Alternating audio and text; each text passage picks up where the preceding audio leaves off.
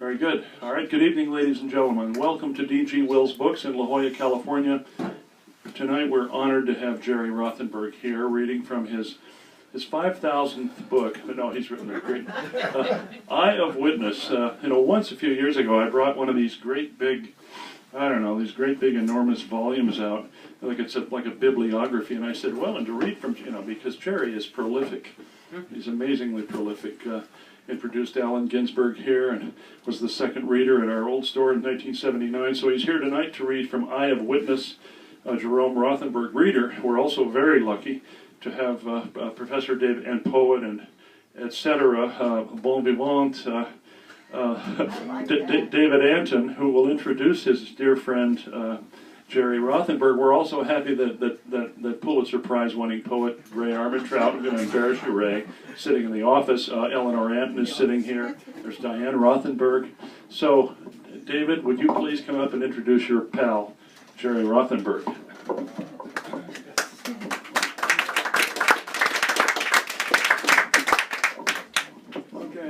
It is a great pleasure. It's a double pleasure because it's always a pleasure coming to readings here. This place is sort of like a continuation of a poetic tradition that seems to have developed in the mid-50s and has been the sustaining type of institution that has supported real poetry for a long time and still does. When he says my pal, Jerome and I are friends. Jerome and Diane and I are all friends for over 50 years. We met, Diane went to Queens College, the rest of us met in City College, Ellie, me and Jerry, and we including Diane, have been together probably more than not in our lives. And in the case of introducing Jerry, I'm dealing with introducing someone who is, on the one hand, a brilliant lyric poet, but as I have always regarded the uncontested lyric as something of a semi-fraudulent tradition, and that it claims to do more than it ever has done. Jerry is a master of the contested lyric. In a certain sense, the right to make enormous claims for the mythical or transcendence values of one's poetry seems to me somewhat absurd.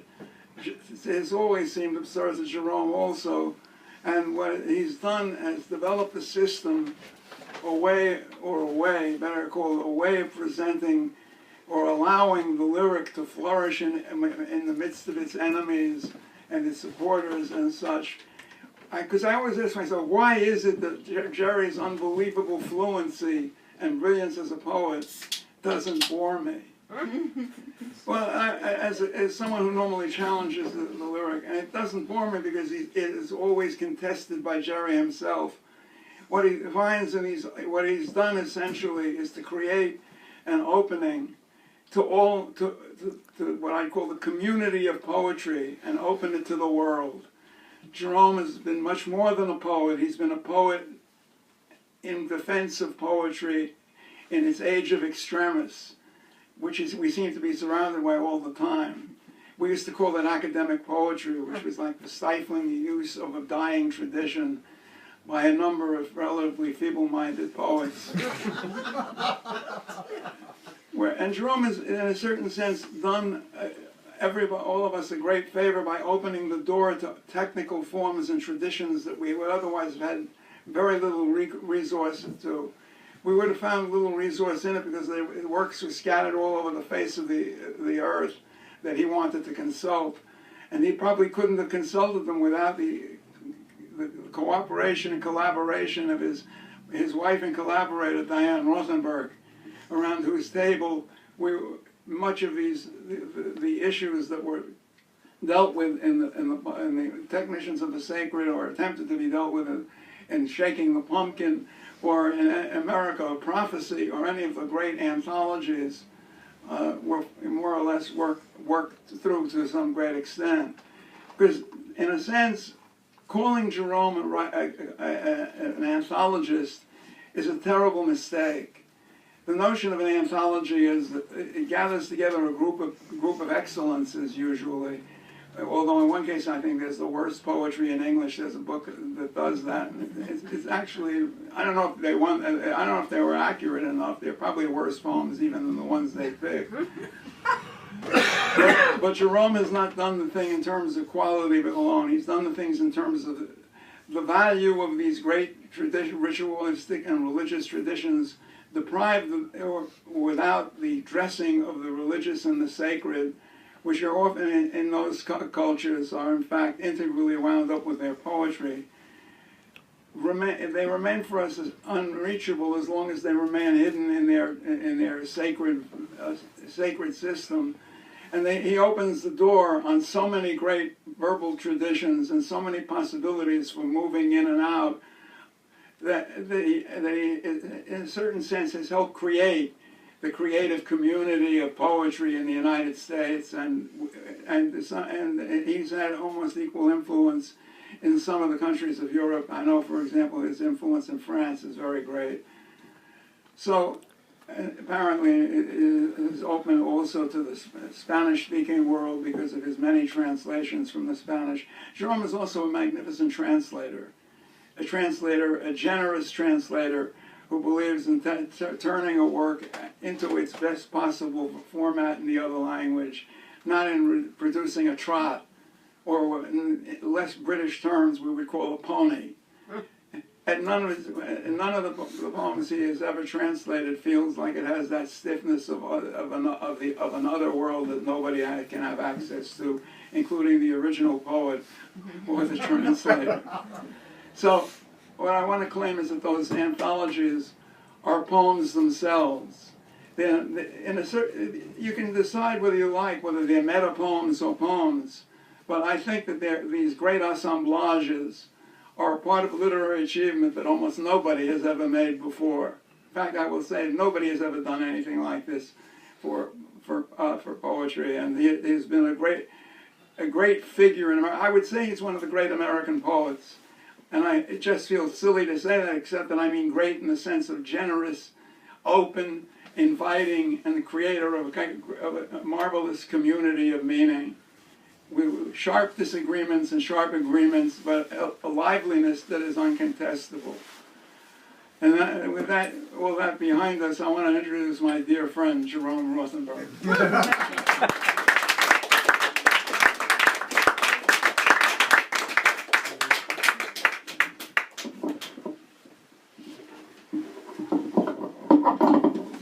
I'll dedicate the reading to my dear friend, David Antin. Actually, David, I probably shouldn't say this, but it's more like 60 years. I mean, I shouldn't say it because that doesn't seem... It's more than 60. I'm saying it is more than 60 years. So, anyway, we go back together in the poetry very actively to the late 1950s, early 1960s, and with a book like this, which is only one of 4 books of mine that have appeared in 2013. But this is the big one, and let me say too, the big one, and co-edited with Mexican poet Heriberto Yepes, and beside the fact that I've worked closely with Heriberto in the past, it's also because one of the stresses in the book, which is both a book of poetry and poetics and performance and visual work and so forth. There's a stress on the let's say the international nature of poetry, and the desire I've had to be not only an American poet, though certainly that, but to be, if it's possible, a world poet. And if I could diverge into a story, as in a David Antin talk piece at this point. Well, we've got lots of time. Many years ago, some of you will remember a very wonderful anthology, which I was not in until its revised version. The New American Poetry was published. That was in 1960, and it was published by Grove Press and edited by Donald Allen. And one time I met Don Allen about a year after that book had appeared. I expressed some regret, although I had not published that much at that point, some regret that I was not in the New American Poetry. And he said, but after all, you're an international poet. You're part of the international school. Some others had also called attention to that. It made me feel like what the Russians call the homeless cosmopolitan, if you know what I mean.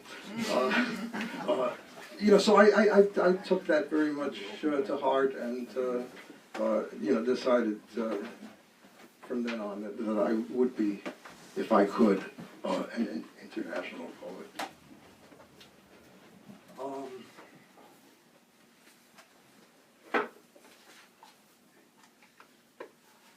I want to start with a short manifesto.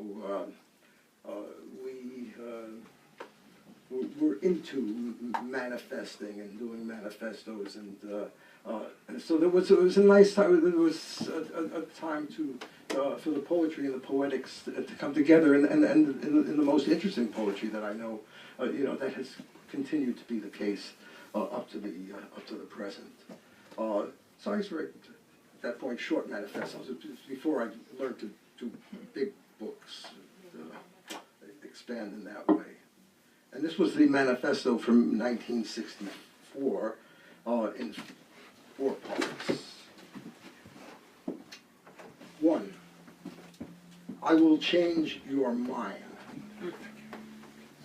2, any means equals methods to that end. 3, to oppose the devourers equals bureaucrats, system makers, priests, etc. William Blake. 4, and if thou wouldst understand that which is me, know this, all that I have said I have uttered playfully, and I was by no means ashamed of it. And that's JC equals Jesus Christ to his disciples in the apocryphal Acts of St. John. So maybe if I were to unify the reading, I would try to play off that notion of the playfulness of what we do. Although, as you know, I'm really a very serious poet. But I think there's always that play, and it makes it different from other kinds of activities.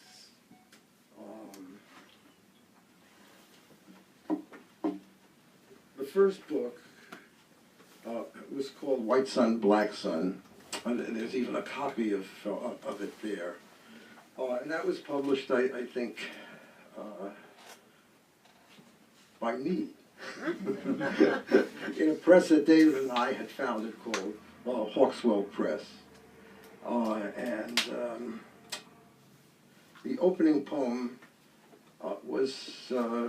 took a title from William Blake, and the epigraph, which came right before the opening poem, was a quote from William Blake, and you'll see how they flow into each other. From The Marriage of Heaven and Hell. By degrees we beheld the infinite abyss, fiery as the smoke of a burning city. Beneath us, at an immense distance, was the sun, black but shining.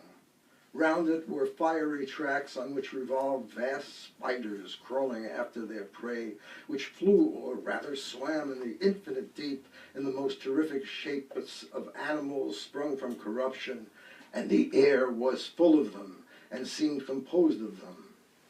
These are devils and are called powers of the air. I now asked my companion, which was my eternal lot? he said, between the black and white spiders. A little boy lost. They took me from the white sun and they left me in the black sun and left me to sleep among long rows of overcoats.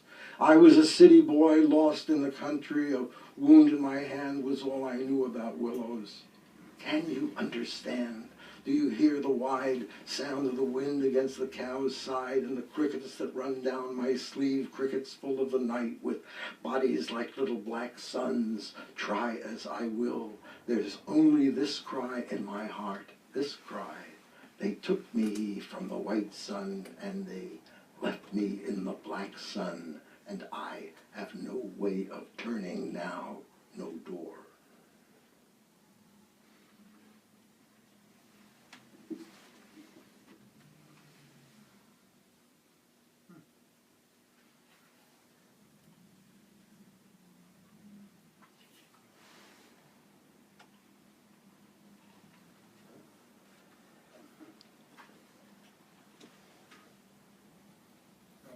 One that I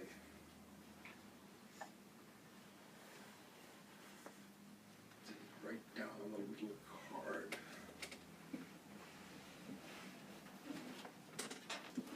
There is a table of contents. Yeah, this is a poem that was written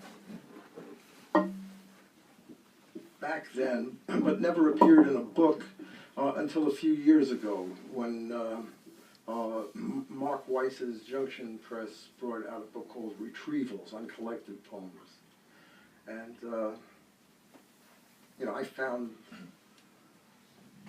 it again. And it's called The Light Bulb and the Cockeyed Queen of Poland. There is something following you. But when I looked behind me, the two women pointed. At what? The sun in the bowl isn't cautious. Why should she wonder? No dignity in that. My shoes? A turn of the lock equaled death. The two women pointed. There is something following you. The sun in the bowl isn't cautious. But when I looked behind me, a turn of the lock equaled death. No dignity in that. The two women pointed at what? There is something following you. My shoes? A turn of the lock equaled death. Why should she wonder?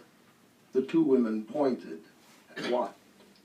The light bulb and the cockeyed Queen of Poland. No dignity in that. And then a kind of accompanying poem to that. How tragic it is to be a king and live in a palace and never have time to be gay. And of course, gay didn't exactly mean the same thing, but it's okay. It's okay. How tragic it is to be a king and to live in a palace and never have time to be gay. Something about it was sad. You could tell it was sad. Either the king or the queen or myself was mad, but something was sad. It was terribly sad. It was wrong. You could tell it was wrong. The king had been ailing for days, so loud and so long that his ermine robe couldn't take any more and blew out its spots. Oh yes, it was sad. It was ridiculous too. At first it was sad, and second it was wrong, and third it was cold. It was terribly cold. It was coldest under the throne. It was everything under the throne. I think, said the queen, it is mice. I think it is rain, said the king. I think it is night. It is oddly and strangely like night. The hand of the moon, the hand on my shoulder is white. It is terribly white. It is wrong. The queen ran into my bed. The chamberlain stood by the door. The king tripped over the floor. He fell down and landed head last on my canopy. I think, said the queen, it's the king. I think it's the spring, said the king. I think it's the wind. It sounds like the wind. It is oddly and strangely the wind. It is oddly and strangely like night, or the rain, or the wind. I'm sure, said the king, it's the wind. I'm sure, said the queen, it's the king. After she said it, they carried him out. After she said it again, they brought him back in. He was too thin to laugh, so we cried. He was too fat to fart, so he died. And we buried him under a royal bed of the Queen's own favorite royal begonias, except for his head sticking out of the ground like a flower. And then we wept. Christ, how we wept. Buckets we wept. It's sad, said the Queen. And it was.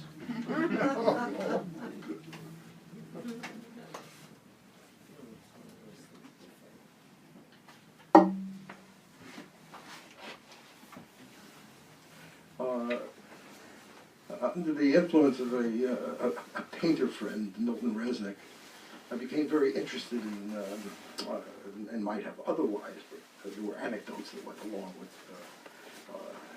Resnick turning me to the work of Arshil Gorky, and wrote a series of poems called the Gorky Poems.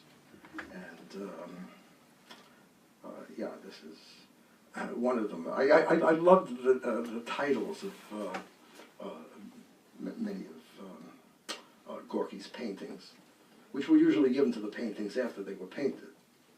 So it wasn't, but I started with the titles, but I don't know if I paid that much attention to them. So this is called Child of an Idumean Night, one of the kingdoms, Edom, in relation to old Judea. And it's written during the Vietnam War, and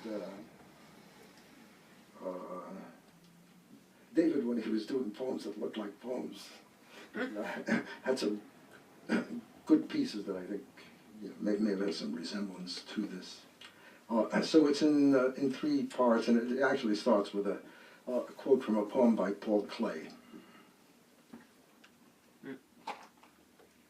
I, the fat god, I, the good gardener, deposit me in your heart and go to war gaily, be a singer to Philistia and carry an American flag to the border. O Jerusalem, O city of mechanics, covered with hair of fire, beard against beard, a row of tigers stands there. Be holy, I say, write on water, become the first architect, be father of your race, and let men fuck your beard. 2. I tallow, I voice of Holocaust, I crystal, I open door, I decimal, I winter solstice, I willow, I dancer, I wind udder, I parchment, I avatar, I shoe, I harmonica, I tongue of doves, I emblem, I regiment, I globus, I pustule, I tooth, I tumescence, I father of tractors, I who swallow the dead, I who die, I who shit with the jackal, I who swell. 3. They walk, eyes in chest, believing their peace, their warm days. They burrow, they call me master, they say, and we dream, master, master, candle with how many wicks, destroyer, worshipper, god of the tsars, old father, old language. The father spoke and wrote it in brass, and that was the testament in brass. And there were other testaments, and iron, and still other testaments, and still other old languages. And I wallowed, and I bathed in the heavy water. Master, master, I was firm and substantive. I showed myself. I labeled this part hair and that part tendon, and I reached between my legs. I grew fat. I became the father of my race, my wide hips in the dust. My heart was with the children, believing their peace, their warm days, and still other testaments. I bellowed, I spat, I made thunder. I was first before the Senate. Someone called me master, master, child of an Idumean night, possessor, murderer, first to sit on the throne, on the stone, to ride the locomotive and be lost, and to proclaim the kingdom, and to be lost again, and swollen again, and fattened without a sense of repetition, but made fat with fatness in the dust, my wide hips in the dust, and I reached between my legs, and I wallowed, and I bathed in the heavy water, my throne, my sweet light, my substance. This Tsar did many good things, though he was no father.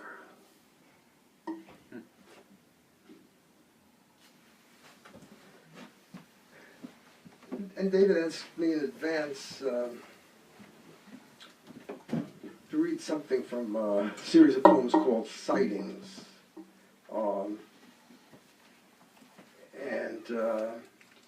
actually read a couple of, well, no, I'll read one poem from a series called Further Sightings. Because the main image, or really the principal noun here is witness, as in Eye of Witness. But this is from the 1960s, and I hardly know what it is to be a witness now, much less back then. So it's called The Witnesses, and it's in 3 sets. First set. I am the man who held the keys. I asked you to forgive me. I was the first to be insistent and the last to leave. I vomited. I didn't come there often. I was eager and alive. I was not the least among them. Once I was. Once I remember being in a poor condition. I applied for membership. I was sad that I thought no longer to go on living. I turned from you and offered you my keys. You turned beside me and offered your position. I had turned against them. Second set. I will make no promises. I had made electricity before then. I would dream of making light. I do it now. I do not do it often. I do not do it, but I care. You asked me to write my name, but I had never learned it. I insist on pain. I walk and run in stages. I was sometimes coarse to you. I had no patience. I stiffened. I believe in free education and other values. I was starting to feel princely. Tell me where I erred. Third set. I had the same chances as any other slave. I hold a hand up. Once I thought it was January. It was really June. Do I understand you? Does the key I give you fit your mind? My love for you is senseless. I am what you see. I do not see myself in you. I had learned to reason. I had no necessity for friends. I wore a shirt. I welcomed those who welcomed me. I am sincere. I am the man who held the keys. I will make no promises. I had the same chances as any other slave.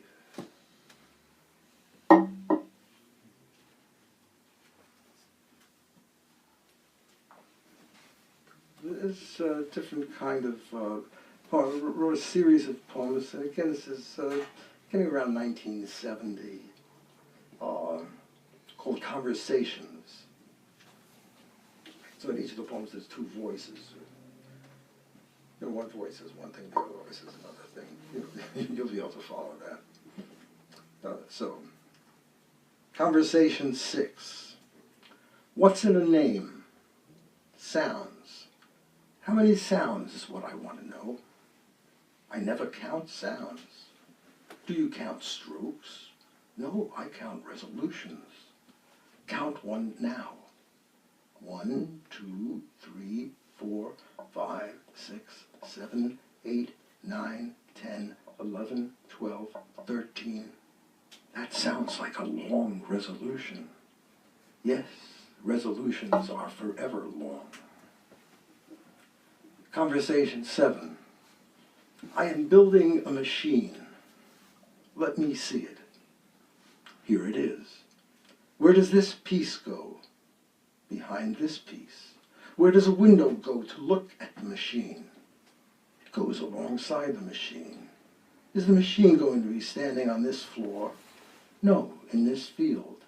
I want to write my name in the middle of your field. My field is a machine. Can I cross it? No. I want to sit on your machine then.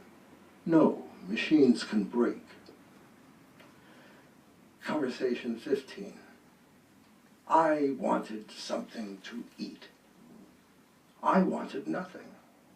I wanted a place for resting and another place for the pleasures of sleep. I wanted the joys of charity. I wanted the weather. I wanted you.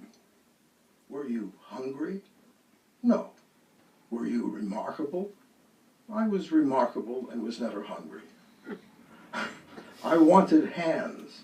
I wanted to be free of touch. I wanted my hands to be tied to the sides of your body. I wanted your body to be tied to the sides of my house. I was an animal and was never free. I wanted the vindications of the just.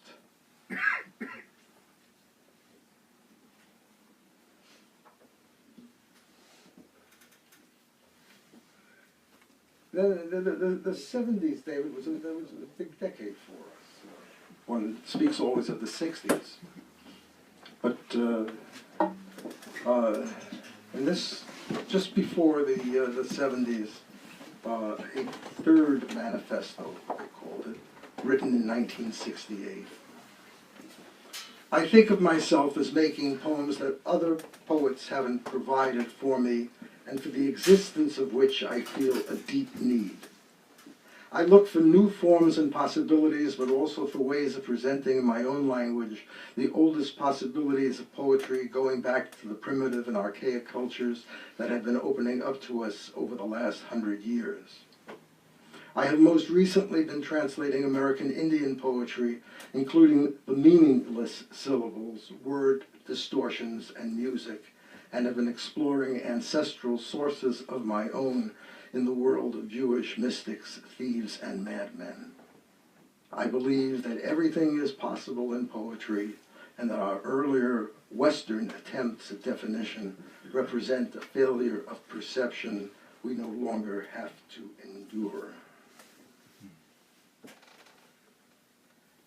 So this is a poem translated or assembled, put together from earlier translations from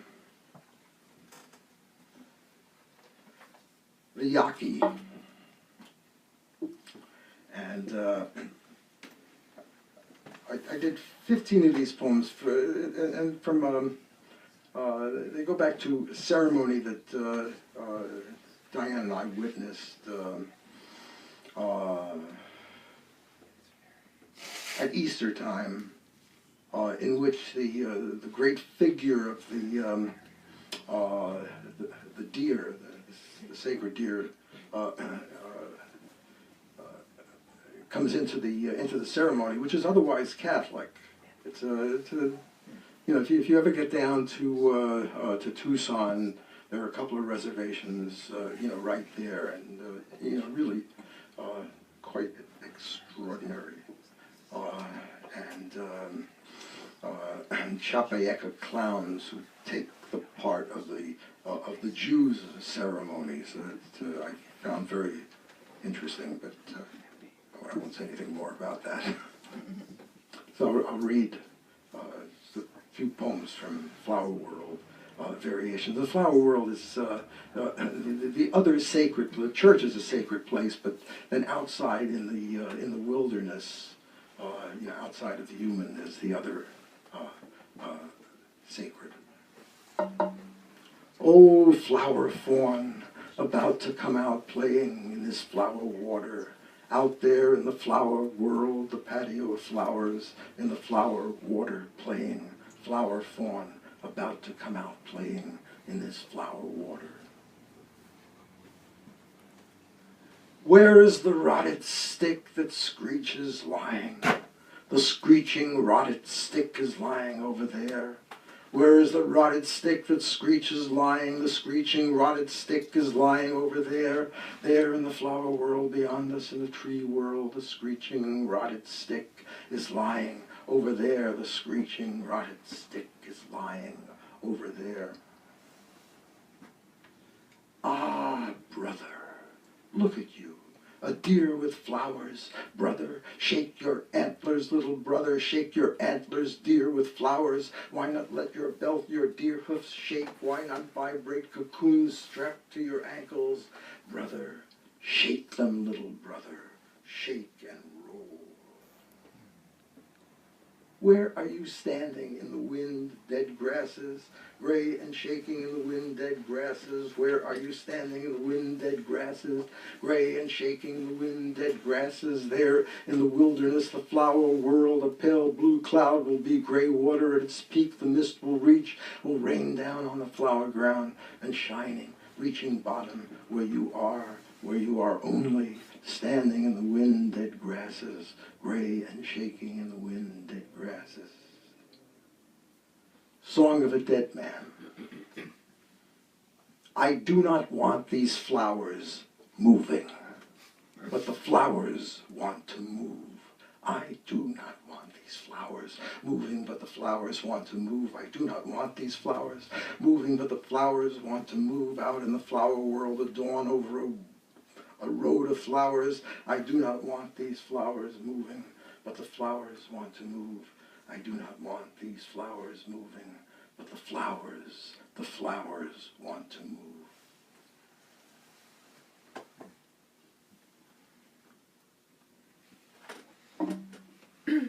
And then for some years, we spent time at the Allegheny Seneca Reservation in western New York State, and for 2 years we lived there. And this book, A Seneca Journal, comes out of all of that, and it's a recent reprint with some work added. One of the poems in the Seneca Journal is dedicated to David Antin. And how can I give this reading? David there. He's jet lagged. He's jet lagged. And David, jet lagged there. Absolutely jet lagged. Absolutely jet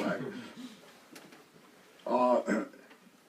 Yeah, a few of the poems in Seneca Journal were actually called Seneca Journal 1, 2, 3, 4. This is Seneca Journal 7. It's the Dreamers. There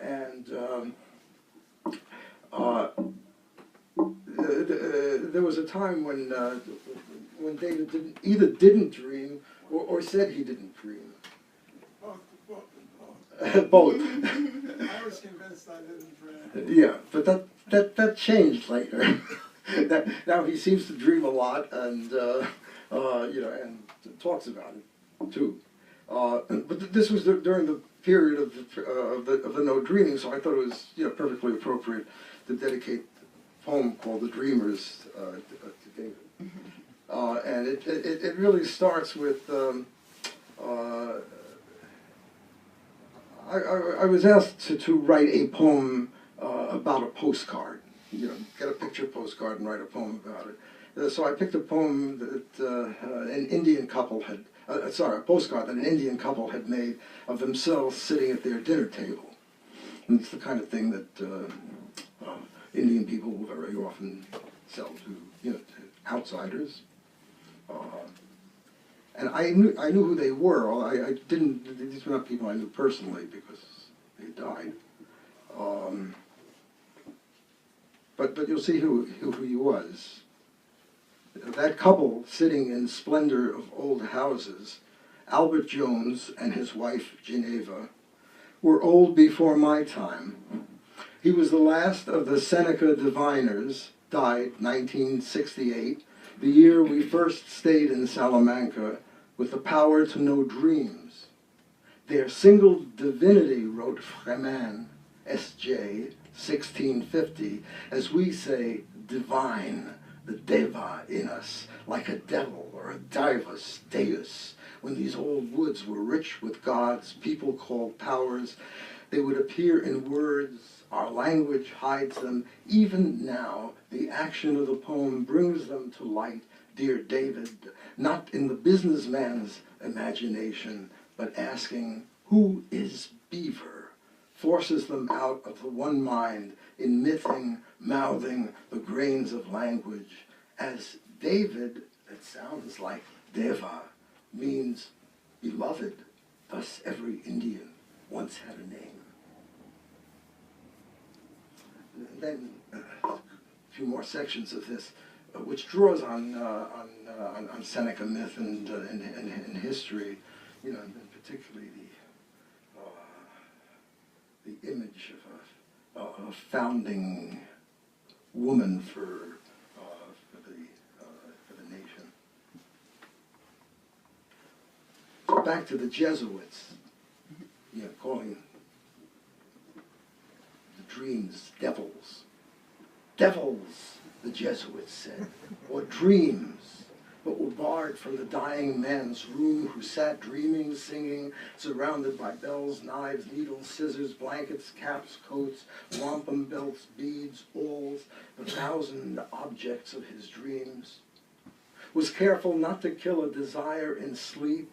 He knew he wanted to eat dog's flesh or man's, that his father's hatchet had vanished. Something forever secret waited in him.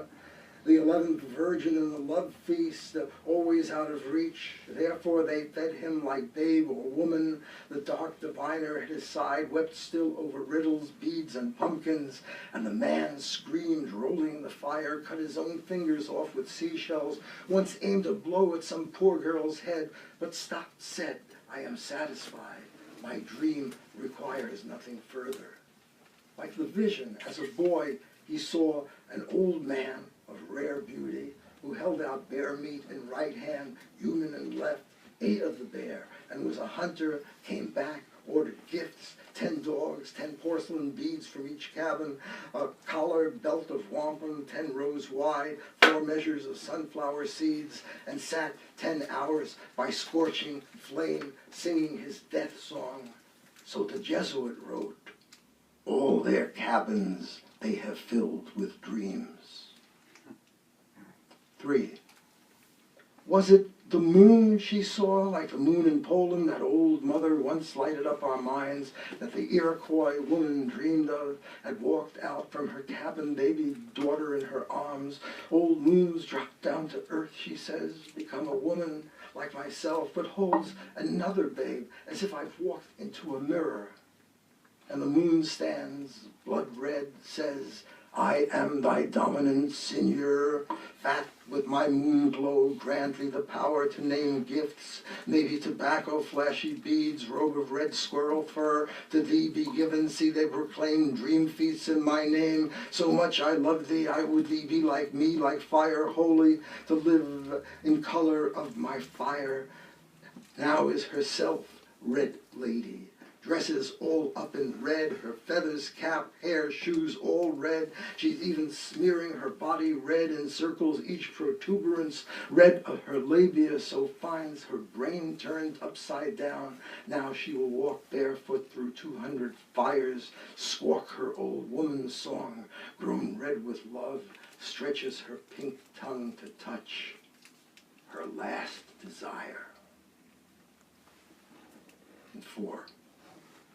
Turned upside down.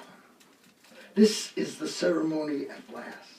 There is nothing before it greater than the woman at the rim of her own dream sees a new world below, the air expands, blows against her legs. Its fingers open the dull labia, suddenly aglow and burning, red with a new promise. The world child takes root in her, will be a daughter, she be the grandmother to what is good and bad. Walks now in a new world below her head, like crossing the back of an old turtle on your hands in a country where everyone wears feathers, where skins like glass, opens a window in her breast, say, from which an Indian, tired from his show, stares out, shines at you, a gold tooth and a terrible top hat with flags.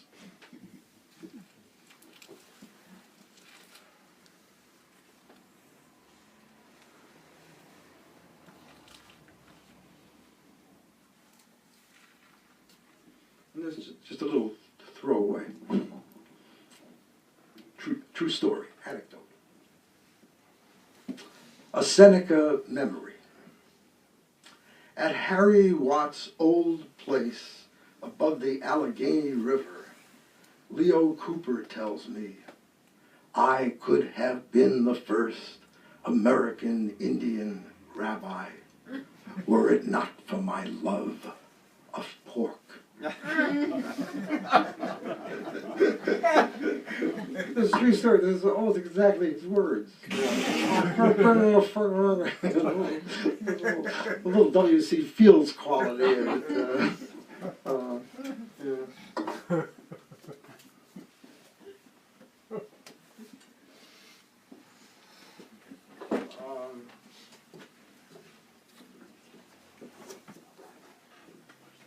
Well, let me, since we've gotten here,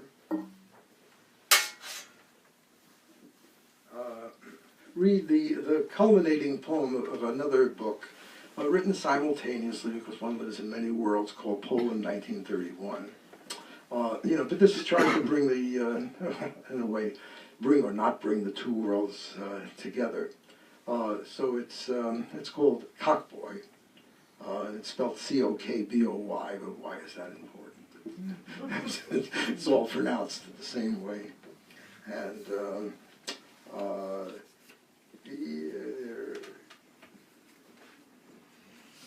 things in it,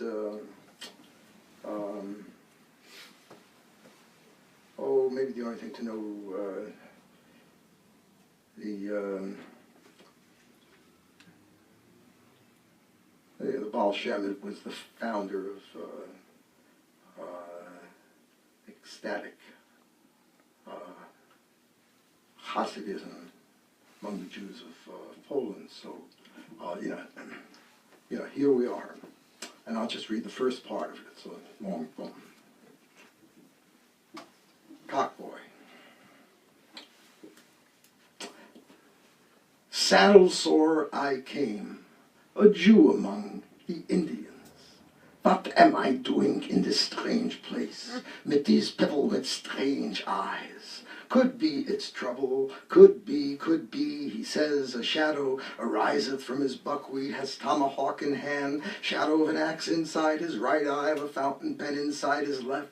What am I doing here? How was I lost to get here? I'm 100 men, 150 different shadows, Jews and Gentiles, who bring the law to wilderness. He says, this man is me, my grandfather, and other men of letters, men with letters carrying the mail, Lithuanian Pony Express riders, the financially crazed Buffalo Bills still riding in the lead, hours before avenging the death of Custer, making the first 3D movie of those wars, or years before it, the numbers vanishing in Kabbalistic time that brings all men together, and the lonely rider, saddle sore, is me, my grandfather, and other men of letters, Jews and Gentiles, entering the domain of Indian, who bring the law to wilderness, in gold mines and shaky stores, the fur trade, heavy agriculture, ballots, bullets, barbers, who threaten my beard, your hair, but patronize me, and will make our kind, the senator from Arizona, if you remember, the champion of their law, who hates us both but dresses as a Jew one day, an Indian the next, a little Christian schmuck. What am I doing here? This place is maybe crazy. As all the letters going backwards, he says, so who can read the signboards to the desert? Who can shake his way out of the woods, ford streams the grandmothers were living near with snakes inside their cunts? Teeth maybe chainsaws. When the Baal Shem visited America, he wore a shtreimel. The locals all thought he was a cowboy, maybe from Mexico. A cockboy? No, a cowboy. I will be more than a credit to my community and race, but will search for my brother Esau among these red men. Their nocturnal fires I will share. Piss strained from my holy cock will bear seed of Adonai and feed them visions. I will fill full a clamshell, will pass it around from mouth to mouth. We will watch the moon rise through each other's eyes, the distances vanishing in Kabbalistic time. He says, the old man watches from the cliffs a city overcome with light. The man and the city disappears. He looks and sees another city. This one is made of glass. Inside the buildings stand immobile statues. Brown-skinned faces catch the light. An elevator moving up and down in the vision of the Kuna Nele, the Kuna shaman, the vision of my grandfather, vision of the Baal Shem in America, the slaves in steerage. What have they seen in common? By what light their eyes have opened into stars? I wouldn't know what I was doing here. This place has all the letters going backwards, a reverse in time toward wilderness. The old Jew strains at his gabardine, it parts for him. His spirit rushes up the mountainside and meets an eagle. No, an eagle. Captains, commanders, darlings, delicious madmen, murderers opening the continent up to exploitation. Cease and desist, he says. Let's speak, he says. Feels like a little gas down here, he says. Can't face the mirror without crying. And the eagle lifts him like an elevator to a safe place above the sunrise. There gives a song to him, the Baal Shem's song, repeated it without words for centuries. Hey, hey-ah, hey-ah, but translates it as yabba-ba-ba-ba-ba-bum. When the Baal Shem yabba learns to do a bundle, medicine bundle, what does the Baal Shem Baba put into the bundle? Silk of his prayer shawl bag beneath, cover of beaver skin above, savor of esrog fruit within, horn of a mountain goat between, feather of dove around its sides, clove of Polish garlic at his heart. He wears when traveling in journeys through Kabbalistic forests, cavalry of the Tsars on every side, men with fat mustaches, yellow eyes, and sabers who stalk the gentle soul at night through the Wyoming steppes. He says, what am I doing here? I could not find my hat. Would search the countryside on hands and knees until behind a rock in Cody, old Indian steps forth. The prophecies of both join at this point. Like smoke, a pipe is held between them and dribbles through their lips the keen tobacco. Cowboy? Cockboy, says the Baal Shem. Places a walnut in his handkerchief and cracks it on a boulder. Each one eats. The Indian draws forth a deck of cards and shuffles. Game? They play at wolves and lambs. The fire crackles in the Pripachuk. In a large tent somewhere in America, the story of the coming forth begins. And then there's a part two. We'll skip that, and I think, Whatever you wish, Jerry. okay, I will do a quick read through the 21st, into the 21st century. Normally is there a normally to it? But usually poetry readings, the temptation is to read the newest poems. When you get something like this, about I was figuring about 1/5 of the time of this is in the 21st century, and 4/5 is in the 20th century. So come to this smaller part of my life. I'm mostly a person of the 20th century, and I guess that will be the way it is until the very end. You don't know, though. So I'll just read single poems from a book of witness, in which I make extensive use of the first person pronoun, I, because certain poet friends said that was a naughty thing to do. And the I is not always my I, because it's all in the grammar, folks. you know, as in that earlier poem that I read, The Witnesses, as in The Chants of Maria Sabina, picked up by Anne Waldman and others. But it's a pretty straightforward poem, and written on the first day of what most of us take to be the beginning of the 21st century, January 1st, 2000.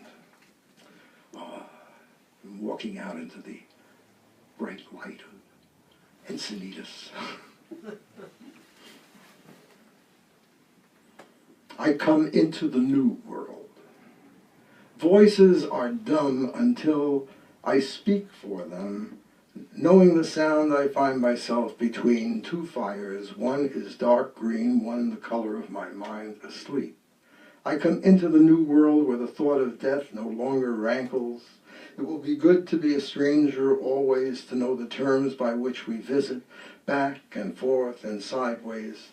In the morning I will wear a suit with shoulders big as boards. My clothes are silver plastic. When I step into the car, it starts to fly. I play games with children where I make a nose into an ear. Like a clock, my heart moves closer to the burning babe and stays there. I will now count the century by ones and twos. This morning, all the voices in my dream spoke with one voice. I feel privileged to be here among you. From now on, we will live on borrowed time.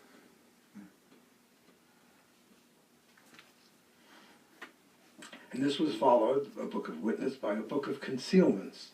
And someone pointed out to me, though I must have known it from the beginning, that the principal thing that was being concealed was the pronoun I. I don't use it.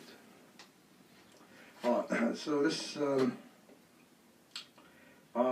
was written March 20th, 2002, for Diane's birthday, and it comes out of discussions that we've had many a time where I guess you are more of the sense that things are really awful.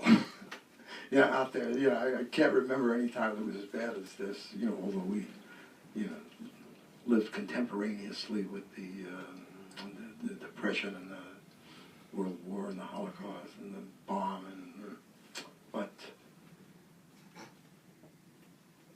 the times are never right. Warm days hanging over San Diego, where streets slide into murky canyons. What is this but home, and what is home but a misnomer? Pisces has shifted into Aries. Aggravated bumps shadowing the server's arms are no concern to anyone, yet call to our attention show a strain of fearsomeness hard to conceal. The times are never right. A skin of air is over everything. The sun flows like a liquid. All the universe we see has never happened. There is no truth to time except for birthdays. In a city under siege, a ceremony gathers, scattering the birds. We live forever in the instant in the house we share. A groom and bride are figures smaller than a thumb, and little reckoning how short the passage between death and life.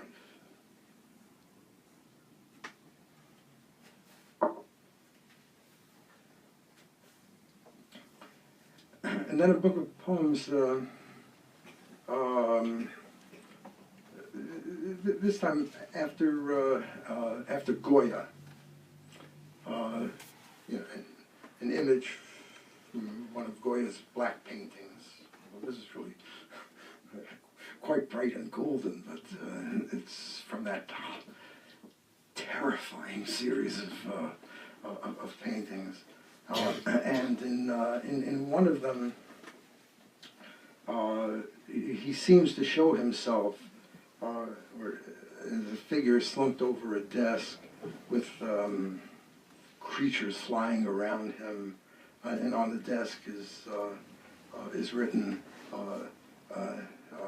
I guess it would be el sueño de la razón, which means either the sleep or the dream of reason that produces monsters, you know, and you will note that there's a great difference between the sleep of reason producing monsters and the dream of reason producing monsters. Words imprinted on a sign by Goya, glowing white against a surface nearly white, the sleep of reason that produces monsters. He is sitting on a chair, his head slumped, resting on his arms, or on the marble table, pencil set aside, his night coat open, thighs exposed. All things that fly at night fly past him, wings that brush an ear conceal the memory beginning in the house of sleep. His is a world where owls live in palm trees, where a shadow in the sky is like a magpie. White and black are colors only in the mind. The cat you didn't murder springs to life, a whistle whirling in a cup, gone and foregone, a chasm bright with eyes. There is a cave in Spain, a fecal underworld, where bats are swarming among bulls, the blackness ending in a wall, his hands rub up against a blind man in a painted world, a mock and monstrous, banging on a rock. And I will end the reading with a poem in multiple parts, which appears in Eye of Reason, but was also recently published as a small book by Word Palace Press in San Luis Obispo.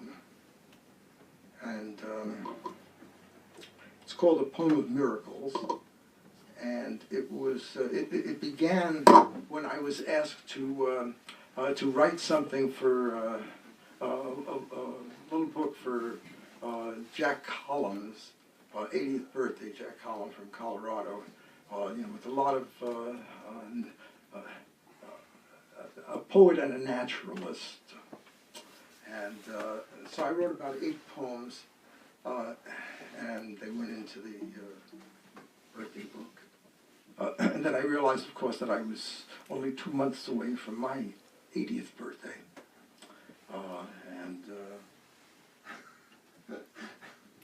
All of us were coming up on that, so I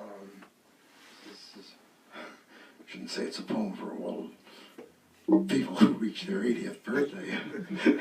And maybe that's the principal miracle that we're talking about.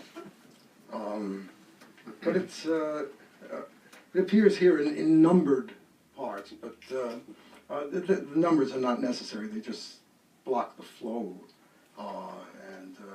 And in this version, they can just serve as page numbers.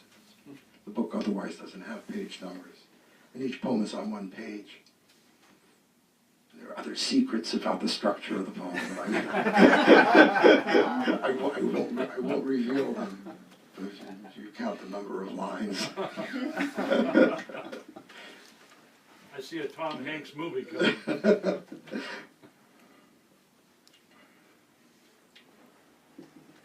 A poem of miracles. A miracle more ordinary than the grass under our feet, the hot sun as it dazzles eyes and skin. So many memories blending into one, we have no place to go but where we are, no nearer to the end and to the source. A miracle open on all sides toward which the mind moves slowly and the eye as in a dream opens and shuts. Clouds without rain cover the sun. The animal that sleeps over our skylight knows neither rest nor waking, only a dream. Turn of the hand by which a perfect bird comes into view, a flight over the heads of some, no mystery in what we see.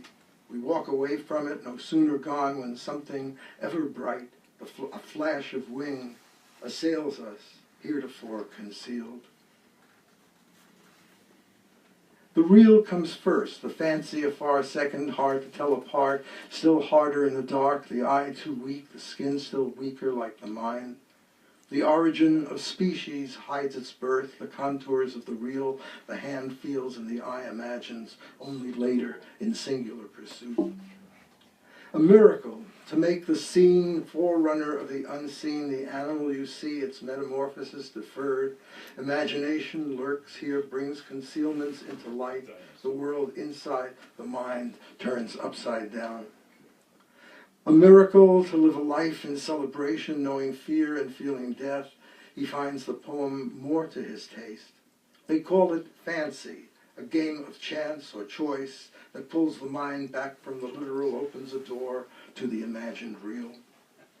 A miracle from which the other miracle proceeds, the owl living night long in the palm tree, a flight of pelicans, brown shadows, east of where the sun touches the ocean, a miracle of distant bodies, voices from the sky, sounds, absent words. A miracle, the sun crushed by its clouds, the mind retreats from, bloodlines staining the horizon, raining down. The word is firmament, a cracked sky over the sun and moon, imagined trackers behind which light seeps forth, a field of stars. A miracle, our lives that pass a barrier. The evil wind is not so evil, but brings us words to string into a poem. Nowhere to go but up and out. The miracle even to know that knowing ends, having all tried and failed against the odds. A miracle of darkness hides the light itself, a miracle in which infinities escape us and we plunge on in hot pursuit. The ocean capped by scarlet clouds, a miracle or not, the sand below is pink or mauve or amber, open and shut. A miracle, the light a miracle, the night a miracle, the sea a miracle, the tree a miracle, the bird a miracle, the word a miracle, the rain a miracle, the brain a miracle, the time a miracle, the rhyme a miracle, the breath a miracle, the death a miracle, the light a miracle. A miracle to have been here and to vanish as the time ends, no more real than anything we know or run from. In my hand, all touch astounds me. Color of the dead is also touch. Their faces and their voices press against me, touch by touch. A miracle that words are green still after an age of dryness, that the rising saps fills leaves and shoots, the sun still bright in the engulfing dark, is an illusion barely known, a deeper darkness hiding all, the firmament unhinged, a miracle that from this transient place a universe is born. Sheer accident denotes a further miracle. The dish falls from my hand and finds the ground. An apple shows the marks of teeth. A rush of wings, more real than words or less. The time has come to add up what we know. It floats in air. I reach for it. The grass sweats, words turn green. A finger signals a new miracle. The sky leads into empty space. The mind is helpless to address or fill. Only in the little world can we both love and kill. The solipsist is king here, waiting for the end of time and knowing that it's endless. A miracle by which the dead animal and man lie fallen, never to rise again, but sanguine in their dissolution. The slow progression into flesh and out again continues while the world does. Only then no trace of mind remains truer than this. A miracle, the small worlds and the vast, the way the blood appears sudden and hot, the sun at daybreak lighting the wound. The firmament persists over the sun and moon, the deeper image that it hides, where light and dark change places, a time that makes a mystery of time and space. A miracle, to place a foot on solid ground and know the earth rotates 1,000 miles an hour at the equator, barely an inch at either pole. The ordinary rise and fall of how we breathe and move, steps taken in the rush and crush of galaxies, dark more than light.